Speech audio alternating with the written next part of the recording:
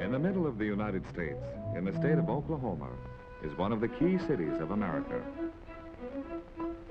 Tulsa, built in a generation and still growing. In 1901, the West was cattle country, and Tulsa was a cow town of 1,200 persons. Its single main street bustled with new settlers. Today, only on the screen, can people of Tulsa see scenes like these. The romance, the adventure, and the hardships of the Old West departed from Tulsa many years ago. But now, in Western movies, these boys and girls can relive the history of Tulsa's past. An early citizen like Sam Carson has seen it all change within his lifetime. His grandchildren, Eddie and Janet, were born here.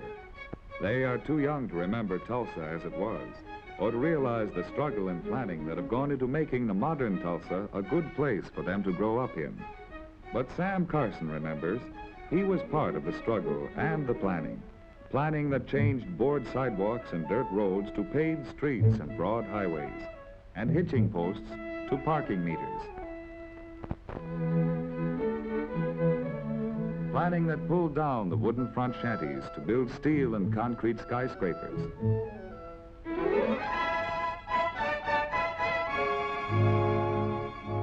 Yes, there have been many changes, but Tulsa, to the Carsons, still means people, a place where you may meet someone you know on any corner. And the policeman is a friend, as well as public servant.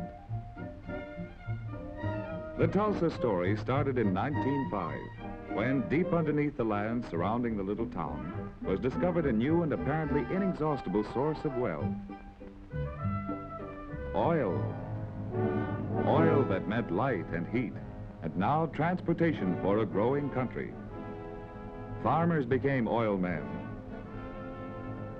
Cattlemen became oil men. On farms and ranches, oil derricks rose. 100 derricks. 1,000 derricks. And so little Tulsa became a boom town, built upon a pool of oil.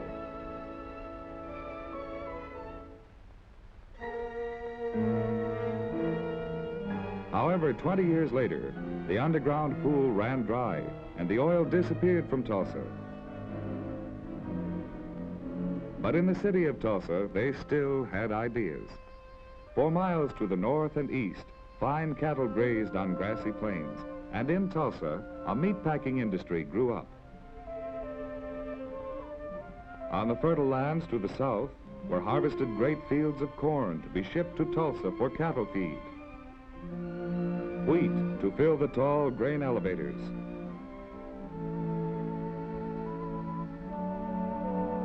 Cotton to be ginned and processed in Tulsa's mills.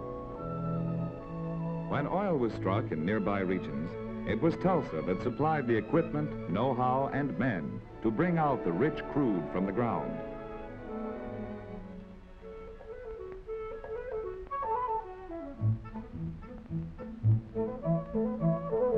Each boom poured into Tulsa its products for refining.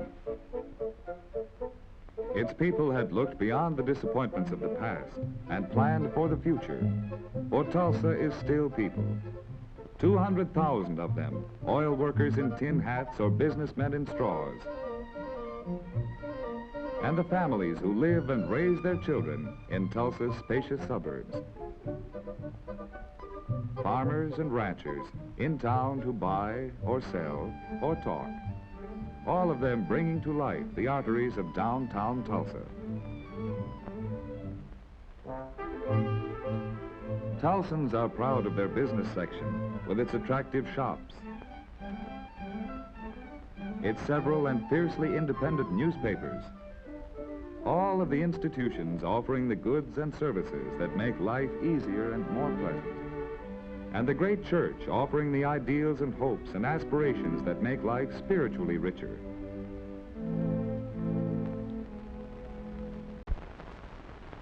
Sam Carson lives with his son, Henry, and his daughter-in-law. Almost any evening finds the Carson family, like most in Tulsa, gathered together at home. Ellen Carson does most of the housework and cooking. Henry is a chemist and plant superintendent at a large oil refinery.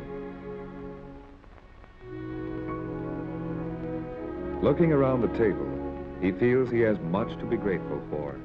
In the children, Janet and Eddie, and in their older son, Tom, the Carsons find their greatest satisfactions.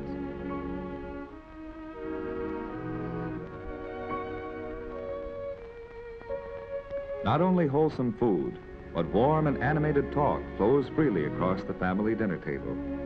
The daily activities of each member, including the children, are shared joyously with the rest of the family.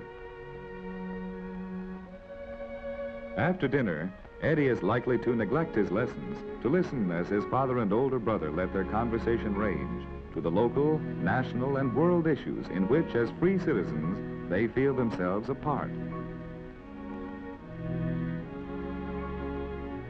Each morning from this comfortable home, the Carson children walk to a school nearby, recently completed as part of Tulsa's municipally financed new school program. And Tom, now in his second year of college, also leaves the house early to hail the convenient bus which will take him to the University of Tulsa.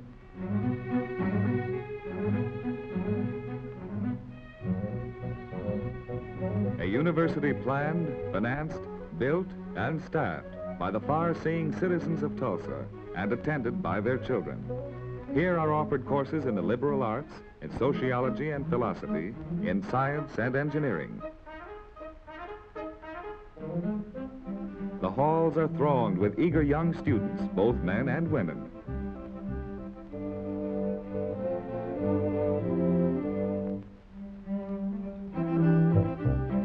Before and after classes, impromptu discussion groups form. Coeducation gives opportunity for discussion of problems from the woman's angle as well as from the man's, which usually results in a broader understanding for both. Already university life has had a strong influence on Tom Carson, and here he makes friendships that will last him all of his life. The handsome buildings house more than classrooms and laboratories, for in them Tom is learning to use the free spirit of scientific inquiry, which will be the basis of his education and his adult life. Even as they watch, new buildings are going up, a part of the planning that has made the great school of petroleum engineering preeminent in its field. Potential petroleum engineers, or students of any of the 1,000 skills required by the oil industry, come from all over the world to join the small group classes. Here they study not only from books, but from elaborate scale models.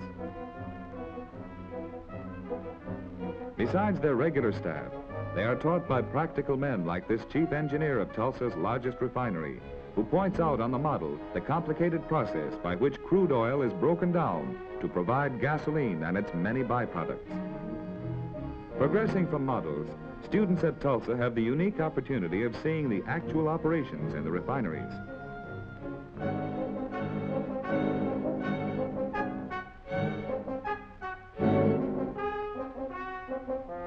Under the guidance of men like Supervisor Henry Carson, the functions of the great stills and fractionating towers are explained.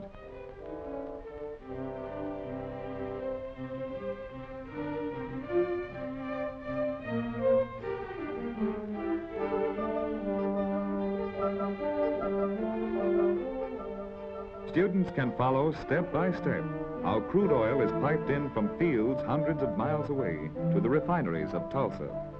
And after going through the refining process, how the finished products are piped out to equally distant cities, there to power and lubricate the wheels of industry and transport.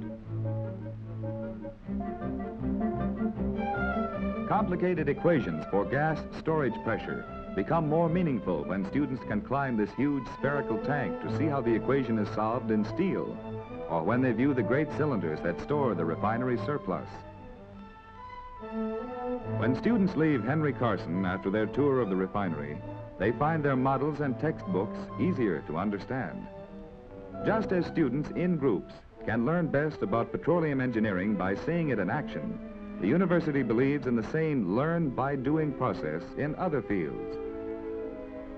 Self-government, for instance. Under faculty guidance, a student council has been set up. Elected representatives of the student body meet here to discuss the problems of self-government. The council, in turn, has elected these 3 officers to preside over its debates, to take votes on the questions at issue, and to ensure that the wishes of the majority are carried out and the rights of the minority protected. Women hold office in the council and play an active part in its decisions.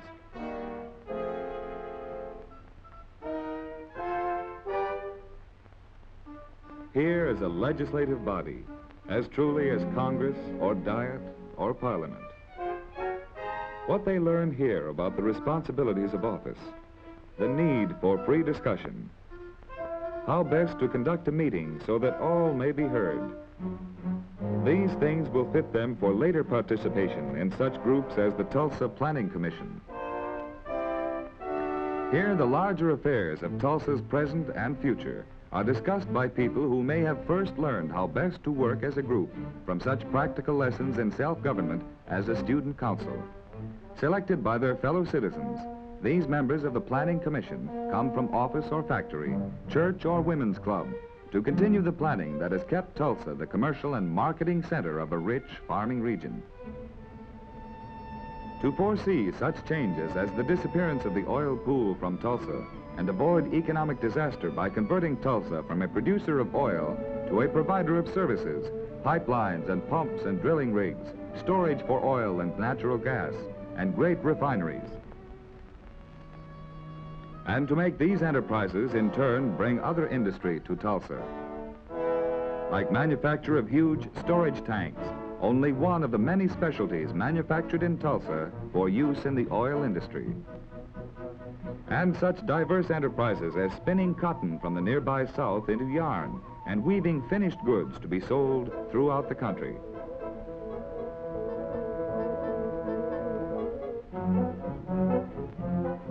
And the manufacture of glass jars and bottles of all kinds with ingenious machines and highly paid skilled labor.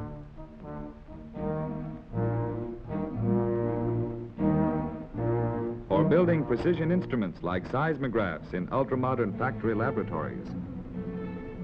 Because of its location in the center of the United States, Tulsa's facilities have made it the site of large aerial maintenance shops.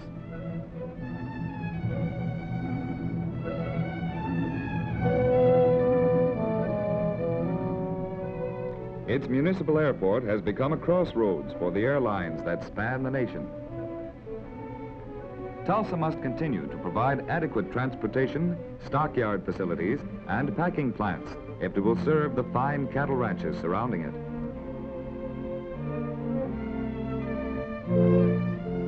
All this adds up to a balanced economy, no longer dependent on oil alone, a tribute to the past planning of these citizens of Tulsa.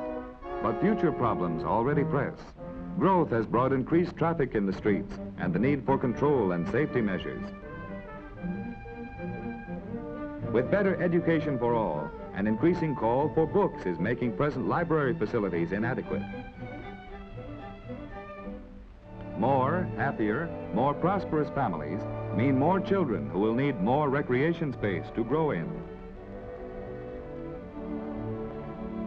With planning and control, the nearby Arkansas River could be converted from a flood hazard to a source of power, irrigation, and recreation.